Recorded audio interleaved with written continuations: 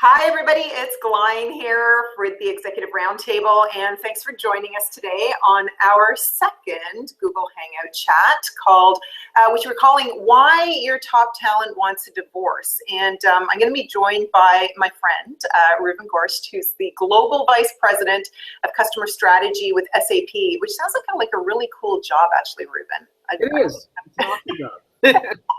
It sounds awesome.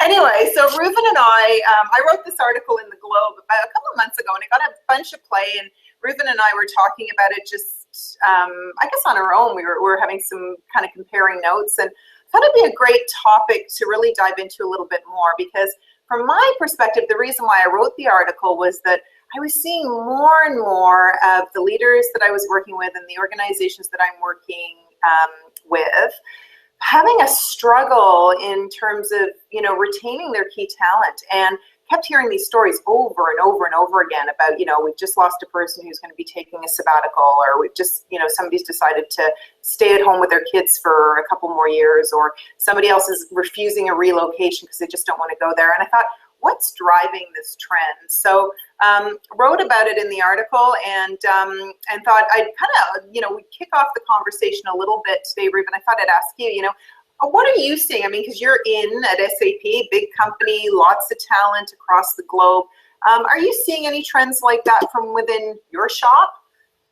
I think rather than sort of speaking about my specific shop, I obviously I talk to a lot of our clients, a lot of folks out there that are right on top of the trends in terms of culture and in terms of really what's going on, and I think the overall sentiment, and it's not only the crowd sentiment, but there's a bunch of research, as you've indicated, Glenn, in your article that supports that there is a current, there is something that is happening that we haven't quite seen before, and that is a lot of our kind of larger, more established, called corporations, are bleeding talent, right? And I don't think there's any specific demographic, but there's a number of research reports, like for example LinkedIn, that obviously has a lot of our data when we move jobs and so on. Have indicated that I think over 90% of people have moved to smaller organizations, which is kind of a little bit of a signal that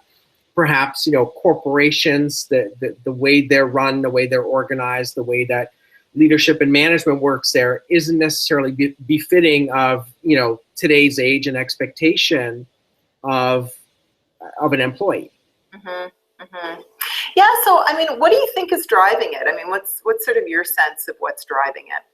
I think there's a couple things. One is it's kind of deeply rooted in what's the purpose of a corporation, right? And when we kind of get your common kind of business school type of definition to increase or enhance shareholder value, that couldn't be farther than inspirational, right? And so I think a lot of individuals are starting to kind of realize, and if you see kind of at the macro level of what's going on in the world and all the various opportunities and change, is that we really value a more distinct purpose, right? You see organizations out there that are reinventing transportation, the way we get from place A to place B. They're rethinking business models. Literally everything's on the table, right? Biotech and all that sort of stuff. And coming back to that statement of we're in business to increase shareholder value doesn't necessarily resonate.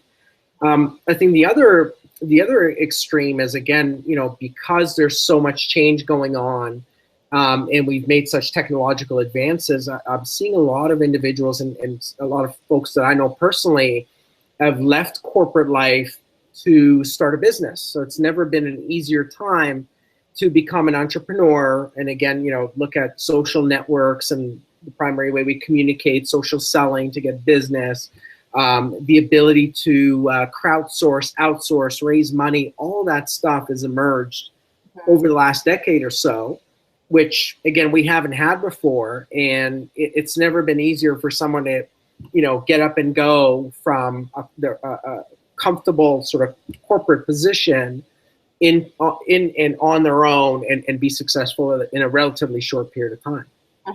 So true. I mean, Gary Vaynerchuk, who I know you enjoy his work too. His book Crush It. I think he says that straight out. He said, if you're in a job that makes you miserable, you have no excuse today, right? There is so easy to get online, start a business, do something, follow your passion. And it seems to me like, I think we talked a little bit about this when we were together at an event we just did together recently about, the millennials. But I feel like it's more the millennial. I think that, more and more people are looking for that bigger purpose and get it, shareholder value, and it's this sort of age of enlightenment where we are, more looking for that purpose in the job that gives us meaning. And I think that's a really insightful comment that I think a lot of companies have kind of lost that, though. There's so much talk internally about quarterly numbers and results and driving results, and where's the heart, right, in business anymore? Yeah. And in my sort of the analogy that I was using, I was feeling a little bit like, work is like a relationship. It's probably the second biggest relationship you have outside of your family and loved ones. And, it consumes so much of our time. And this analogy of divorce where I think, when marriages falter, it's often as a lack of communication and a misalignment of values. And I thought, really that's what I'm seeing a lot of at work is this disconnect between the values of employees and the wants and needs of employees and then the company's wants and needs and offer seems to be a little bit out of balance. And, so I offered like a few suggestions on what a manager can do to kind of fix that, to steady the scales a little bit better. What were some of the things, as you think about it, like what are some of the things that you think we need to be doing as leaders to potentially change this game? And because we are losing some great talent, I think some of our best and brightest are just opting out, which is unfortunate. Right. Well, Glain, it's a great point. I really like what you said. When it comes back to values, and when I say values, we're not talking corporate values. It's the infamous start with why. Why are we doing this? And how does it benefit society? Because again, the playing field has changed, and a lot of organizations, I mean, their tagline all sounds the same, right? We are a world leader in insert your industry here type of thing. Whereas you truly have some organizations that are out there competing solely on culture. It's not that they have a superior product. It's not that they have a superior offering, but I think you mentioned some examples in the article like Zappos and so on, where again, anybody could, you and I can start a shop selling shoes online tomorrow, right? But what differentiates organizations like Zappos is that they're a customer service or they're a passionate customer service company that just happens to sell shoes and some clothes and so on. And that's what people love and appreciate in this new paradigm. And again, it's not for the traditional motivators that we think about. Like we think about, we're not paying enough. We should pay more money. There should be more financial incentives. We should have, trips or ping pong tables or a chef and all that sort of stuff that a lot of organizations have kind of embraced. But it's not that. I mean, and you see that in various corporate cultures, even as a consumer. You go to, I won't mention the name, but you go to a particular coffee shop and the staff looks miserable. And then you go across the street and someone's, glad to see you, knows your name. And it's not that person's getting paid more. So there's something there in terms of how these employees are motivated, the passion, the purpose, and their collective understanding of how it is that they contribute every day to their community, to other individuals, and so on, right? Yeah, and I think, it's funny because as you're talking, I'm thinking, a lot of this stuff is very right brain stuff. We're in the land of the right brain here, people, connections, values, that type of thing. And a lot of business, and the way business is taught in school is very left brain and, critical thinking and, assessments and all of those kinds of things. And in my work as a coach, it's interesting because I'll always say, what gets you to the table. How you do what you do is what will get you, fired or promoted or whatever it is. And yet that's and we call those skills, the soft skills on an individual level, up your soft skills. But the reality is those soft skills are the hard skills. Right. And if you think about it as a business, if you take the business as just a collection of people, like we're like a big moving amoeba of people, that those are the hard skills though. Those having those soft conversations about culture and it's not measurable and for all of those hardcore left brain thinkers in the room who want to be able to put metrics around everything and have everything on a nice, neat little Gantt chart. I think some of the stuff comes across as fluffy and fuzzy and, right. Isn't going to make an impact. Sort of thoughts around that? Yeah, no, absolutely, right. So it is, specifically if you're coming out of an MBA program, it's still very much, strategically focused around, give me the hard facts, the data, and if we, the saying, if you can't manage it unless you can measure it, right? Right. You can't manage it. And I think, again, that's very old school thinking, right? Because it's the intangibles. It's those personalized relationships that you have.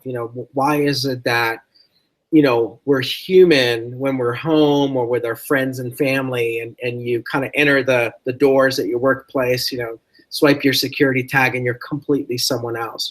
We put walls around us, barriers. We don't let people get too close, too personal. I mean, obviously there's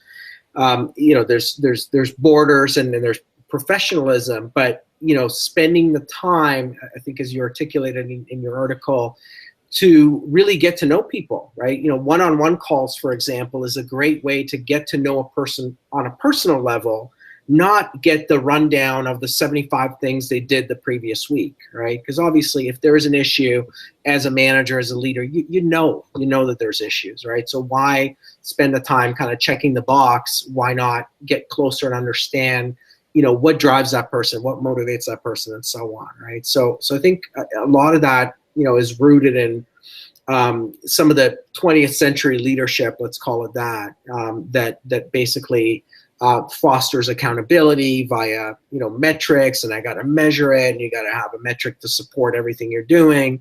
Although you may be doing the right thing, and it just probably measuring you're probably measuring the wrong thing, right? So. Yeah, and I think that what you just said, it makes me think of, again, Gary Vee. He's in my mind today for some reason, but one of his quotes, which I loved, was, tell me the ROI of your mother. Right. What's the ROI of your mother? Exactly. Right. And I think in the knowledge economy, I think there's too many times, especially around the leadership development space and what we're doing to create culture and those kinds of things, where we're looking to put something in a box and measure it. And in fact, really, what gets you there is doing all the right behaviors every day, having those connecting conversations, yep. Talking about values, making sure that you're having two-way discussions around career engagement. I think your point about there's a lot of old school sayings and mindsets that we have. I think some of them are starting to get broken. Like, thank God the annual performance review cycle is starting to get kind of shoved aside. But there's still a lot of other things. I see a lot of companies, and especially it seems to me larger companies too, that have got a lot of investment in, critical experience moves. And, in order to do this, you have to do that. And I think we really need to challenge a lot of those perspectives. And as managers, it really starts with us having to challenge ourselves on that stuff. Absolutely. No, again, we've got large organizations and even mid-sized organizations. As you scale up, process is a must. You can't have, and you can't afford to have everything, ad hoc, etc. But again, every time we write a process to cover something that happened or cover some sort of risk, that whole risk mitigation and that whole efficiency business is impacting our employees in adverse ways, right? You can't travel in a certain way, or you can't, buy a pencil without getting a VP's approval and so on. And again, those are all fair mechanisms that were designed years ago to prevent disasters, to mitigate risk, mitigate fraud, and so on.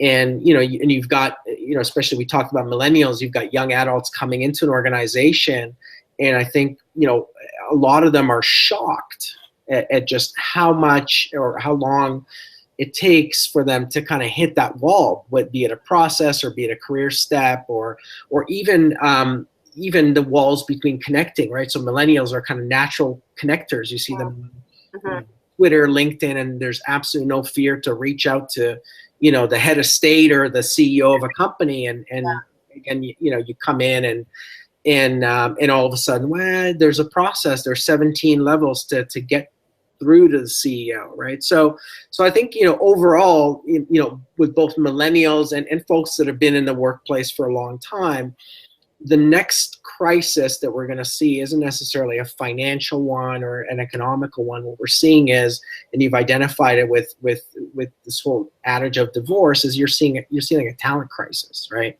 And again, driven by, there's lots of options out there.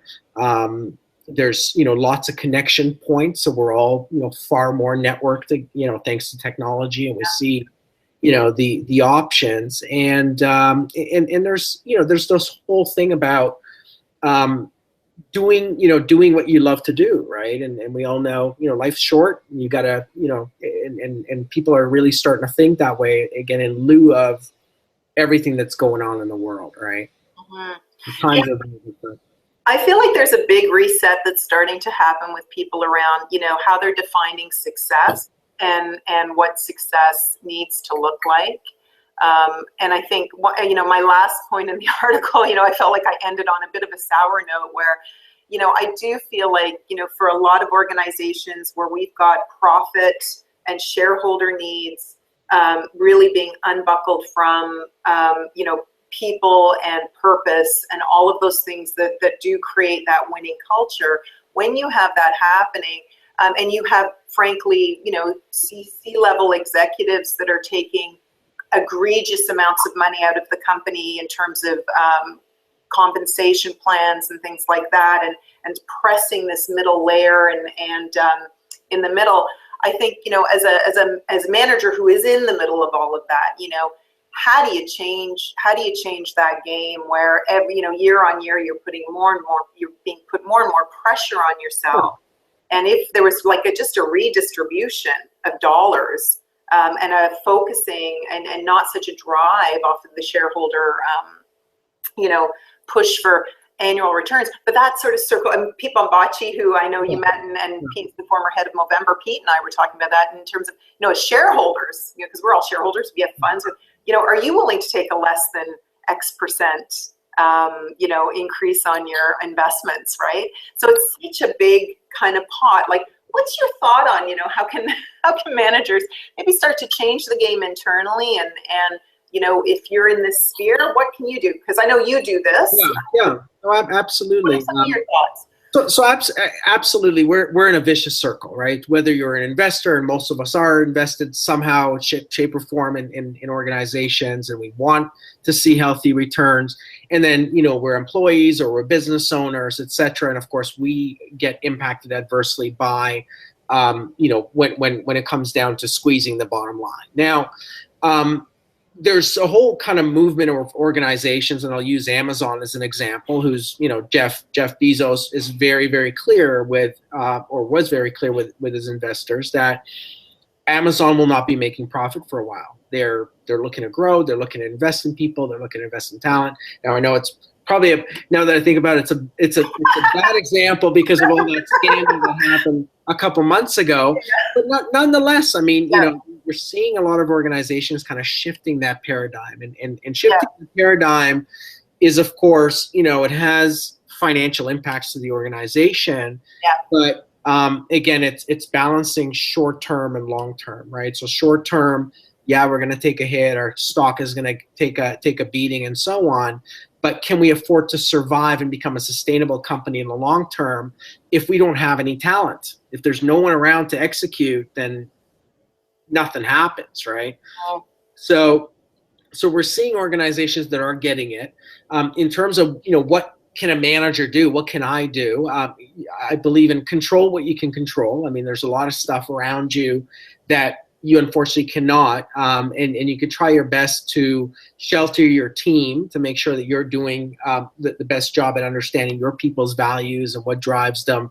Not so much financially. Again, I think, all of these extrinsic rewards and all that sort of stuff, we really have to do a good job of rethinking. I mean, money is important and so on, but, it's always like, you get a bonus on, say, end of March, and then the next couple of weeks you completely forget about it, right? You spent it, you deposited it, whatever, and it's no longer a reward. Now we're in that rat race for the next round, right?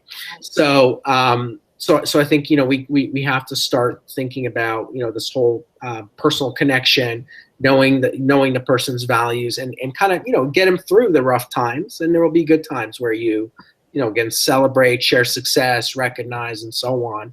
And I know it sounds hard, but it really isn't, right? Because it comes back to, core human needs. What do people want? They want recognition, they want acceptance, they want a pat on the back, they want feedback, whether if it's negative or positive.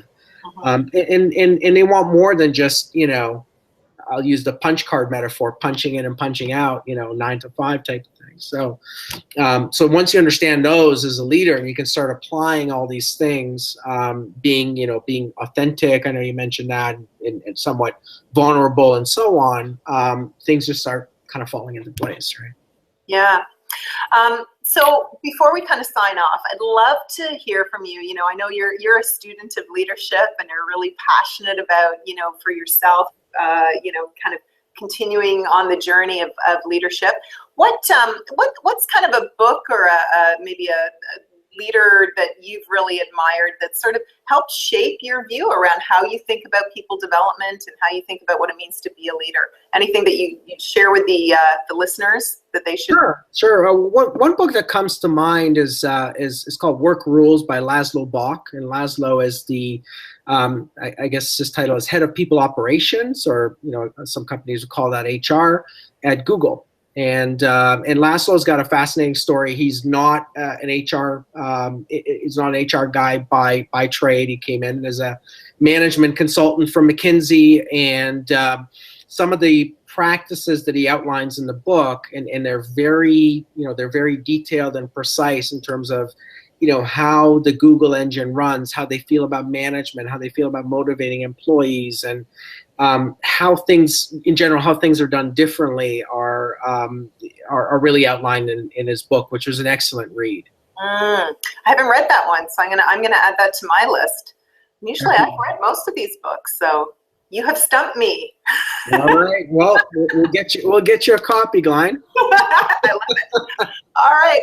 Well, thanks everybody for being with us today and listening in to Reuven and I talk about engagement and what we can do as managers to really start to change the game and change how we think about engagement. I think really that's, for me, is the big thing, is what are the mind shifts that we have to take on as leaders to be able to lead in the next, in this next phase of work in the world. So thanks so much for being with us today, Reuven. Always a pleasure. And we will be looking forward to doing more of these in the future. Take care. Thanks, Glain. Bye. Bye.